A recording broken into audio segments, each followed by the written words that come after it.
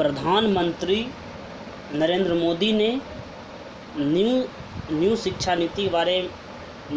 नीति विषय के बारे में क्या कहा, हम आपको बताते हैं। प्रधानमंत्री नरेंद्र मोदी ने कहा, नई शिक्षा नीति समय की मांग है, यह नए भारत की आधारशिला होगी। प्रधानमंत्री नरेंद्र मोदी ने शुक्रवार को नई शिक्षा नीति छात्रों को सशक्त बनाने में महत्वपूर्ण साबित होगी, प्रधानमंत्री नरेंद्र मोदी ने कहा।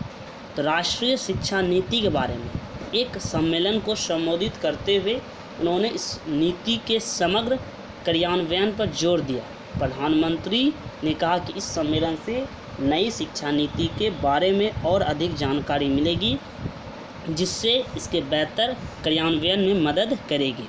शिक्षा नीति में आमूलचूल परिवर्तन की आवश्यकता का उल्लेख करते हुए प्रधानमंत्री ने कहा कि देश की शिक्षा व्यवस्था वैश्विक स्तर की होनी चाहिए। उन्होंने कहा कि नई शिक्षा नीति नए भारत के निर्माण की नींव रखेगी। तो प्रधानमंत्री मोदी ने कहा, जहां एक और छात्रों और युवाओं को वैश्विक स्तर बनाए रखना, वहीं उन्हें अपनी जड़ों को भी नहीं भूलना। उन्होंने कहा कि क्षेत्रीय भाषाओं में शिक्षा से छोटे बच्चों को लाभ होगा। प्रधानमंत्री ने कहा कि छात्रों पर पाठ्यक्रम का बोझ कम किया जाना चाहिए, क्योंकि ऐसा महसूस किया गया कि उन पर जानकारी का बोझ बढ़ रहा है। तो पूर्व राष्ट्रपति अब्दुल कलाम का उल्लेख करते हुए प्रधानमंत्री ने कहा कि शिक्षा का उद्देश्य एक बेहतर इंसान तैयार करना है।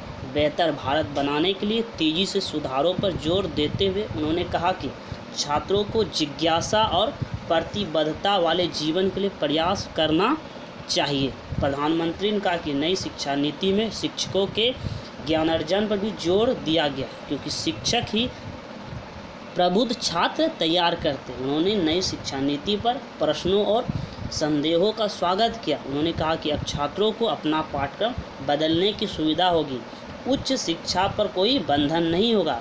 प्रधानमंत्री ने कहा कि जिज्ञासा, चर्चा, विमर्श आधारित शिक्षा पूरी शिक्षा नीति को मजबूत करेगी।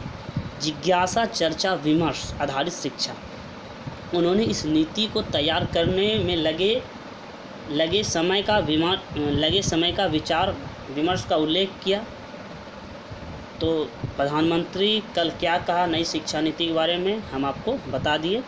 तो उन्होंने सबसे उम्दा टर्म जिज्ञासा, चर्चा, विमर्श आधारित शिक्षा पूरी शिक्षा नीति को बदलेगी।